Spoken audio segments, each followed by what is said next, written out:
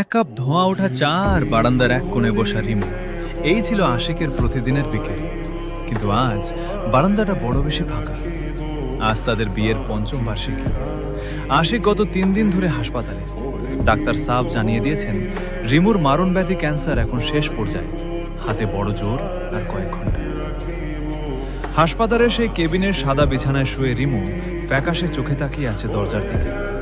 একটু পর দরজা ঠেলে হাতে একটা লাল গোলাপ আর ছোট একটা প্যাকেট নিয়ে ঢুকলো আশিক।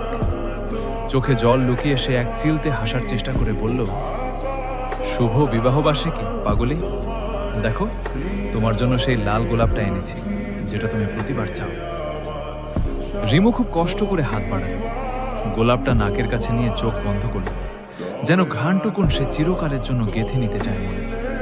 তারপর আশিকের হাত দুটো নিজের ঠান্ডা হাতের মধ্যে টেনে নিয়ে ক্ষীণ অথচ স্পষ্ট গলায় বলল, আজ আর লুকাতে হবে না আশিক। আমি জানি আমার যাওয়ার সময় হয়ে গেছে। শুধু একটা কথা বল, আমি চলে যাওয়ার পর তুমি কি একা হয়ে পড়বে না? আমাকে ভুলে যাবে না তো? আশিক আর নিজেকে ধরে রাখতে পারল না।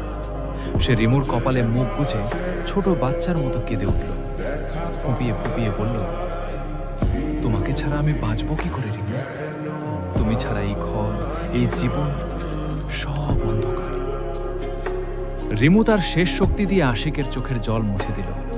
ঠোঁটে এক স্বর্গীয় হাসি ফুটিয়ে ফিসফিস করে বলল, কে বলেছে তুমি একা? আমি তো এই গোলাপের সুবাস হয়ে এই বারান্দার বাতাসে মিশে থাকব। শুধু একটু বুক ভরে শ্বাস নিও, আমায় ঠিক খুঁজে পাবে। ঠিক তখনই হৃদস্পন্দন মাপার মেশিনটার শব্দ দীর্ঘ এক টানে সোজা হয়ে গেল। রুমের সাদা দেওয়ালগুলো যেন এক মুহূর্তে থমকে গেল। আশিক শক্ত করে ধরে থাকা ঠান্ডা হাত দুটো বুকে চেপে ধরে শূন্যতার সমুদ্রে একা হয়ে গেল। বাইরে তখন গোধূলির আলো মিলিয়ে আসছে, আর বারান্দার টেবিলে পড়ে আছে রিমুর অস্পৃশ্য সেই লাল গোলাপটা।